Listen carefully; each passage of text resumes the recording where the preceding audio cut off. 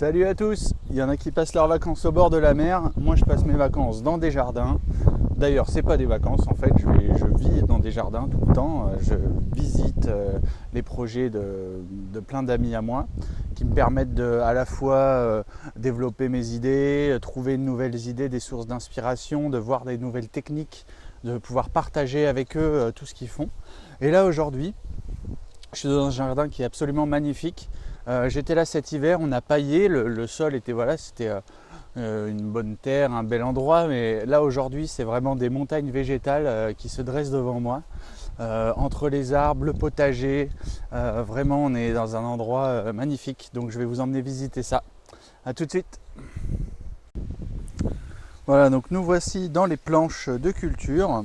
Donc comme vous voyez c'est assez dense et il y a des fleurs pour attirer les pollinisateurs, il y a des fleurs pour aussi avoir un aspect visuel, esthétique quand on se promène dans son jardin, que ce soit un peu sympa quoi. Voilà, des grands tournesols qui sont là avec des arroches.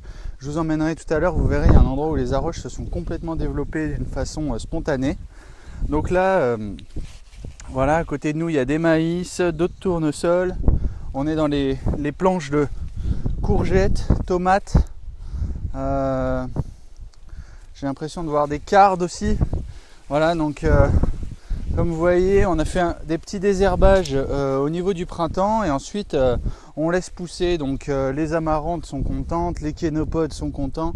Évidemment, il y a plein de plantes qui poussent et qui ne gênent en rien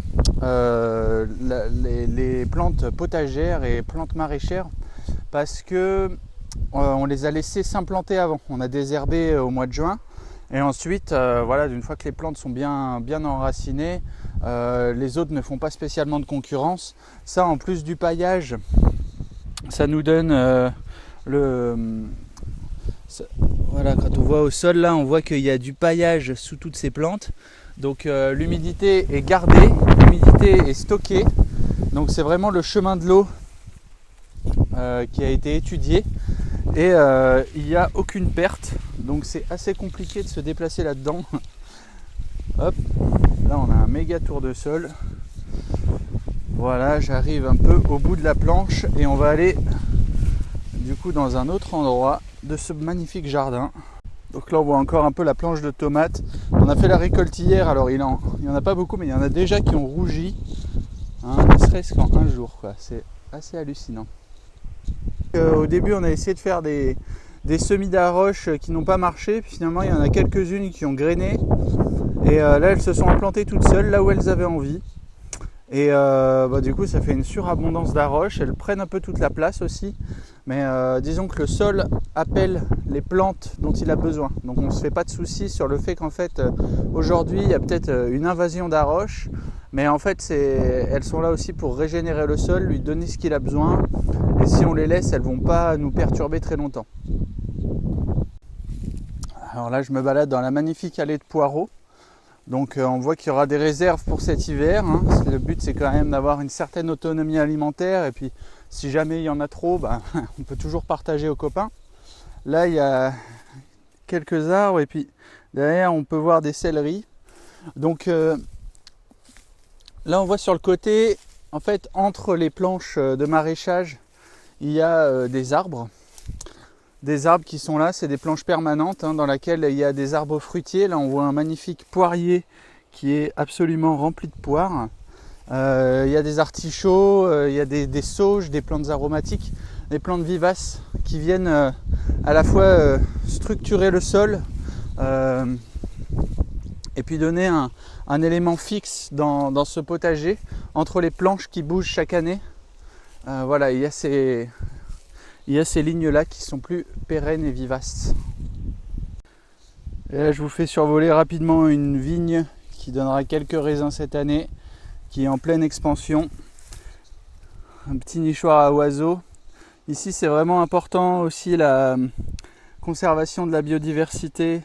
Au niveau des plantes sauvages, au niveau des insectes, des oiseaux, de la faune.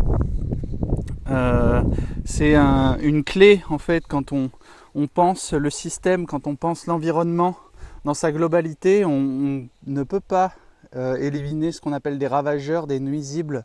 Au contraire, les intégrer à notre système, ça simplifie la vie, ça facilite beaucoup de choses, ça donne une autre vision en fait de ce que peut être le potager, de ce que peut être la nature. Et avancer dans ce sens-là, c'est vraiment une façon très saine et intéressante. Je profite de mon passage par ici pour vous faire survoler une berce. C'est une plante de la famille des Apiacées qui est poussée là spontanément. C'est une plante sauvage, je l'ai pas du tout cultivée. En revanche, ces graines sont très aromatiques, elles ont un petit côté amer et à la fois frais de l'été. Donc ça peut être aussi un peu comme les fenouilles qui peuvent parfois être un peu envahissants. On peut récupérer les graines de façon à pouvoir aromatiser les plats toute l'année. Ici on voit une petite sauge qui s'est bien implantée en dessous d'un pommier. Voilà, et puis par là on voit une magnifique fleur d'artichaut. Il y a tellement d'artichauts qu'on ne peut pas tous les cueillir. Et là vraiment voilà, c'est du bonheur pour les yeux aussi. Au milieu de l'été là, de voir ce violet qui est limite fluorescent quoi. On dirait quelque chose qui sort de l'espace. Voilà les lignes de cardes. Là on voit quelques fenouilles qui sont là aussi, donc vraiment très aromatiques, très bons pour la santé, pour la digestion, pour les graines qu'ils font. Ici dans la ligne de vivace pérenne, on peut voir des rhubarbes, voilà, au milieu des arbres. Donc artichauts, rhubarbe, tout ça c'est des plantes que d'une fois qu'on les a implantées, elles vont rester quelques années. Là il y a des orties aussi qui poussent là spontanément, mais qui peuvent faire de très bons pestos au printemps et en automne. Justement, les plantes sauvages comme ça, les plantes à feuilles, viennent combler un peu le trou qu'il y a dans le potager. C'est-à-dire qu'au printemps, on a un petit manque de légumes, on est à la fin de l'hiver, il n'y a pas encore les légumes d'été qui ont poussé, mais par contre c'est l'abondance des feuilles et des plantes sauvages. Donc là vraiment, maîtriser les plantes sauvages, c'est un aspect essentiel pour pouvoir être autonome toute l'année. Voilà donc le résultat du travail des quelques derniers jours qui ont été cueillettes de haricots, de poires. Donc là on a fait voilà, les conserves de ratatouille, conserves de poires, compote de poires. Qu'est-ce qu'il y a d'autre? Des haricots par ici. Voilà, des compotes. C'est génial. Là on a de quoi se régaler au moins un mois de l'hiver. Et voilà, je vous laisse ici pour la visite de ce bel endroit. J'espère que ça a été inspirant pour vous. Et moi vraiment, voilà, j'axe ma vie un peu sur la visite de tels endroits, la rencontre des gens qui créent ça. Vraiment, c'est quelque chose de très riche, moi, qui me porte chaque jour. Et donc, ça me fait vraiment plaisir de pouvoir vous partager un peu ce que je vis.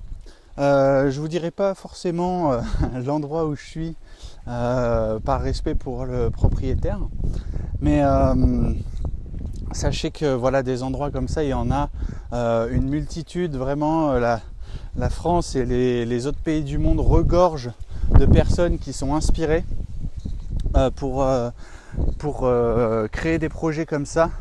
Et donc faut vraiment pas hésiter à chercher les opportunités de woofing, à chercher les opportunités d'accueil, de découverte, voilà, pour apprendre et découvrir ce milieu, pour arriver à découvrir un peu ce nouveau monde et ce qu'est l'autonomie. Là je vous laisse en vous envoyant dans ces très belles grappes de raisin que je vois là. Régalez-vous.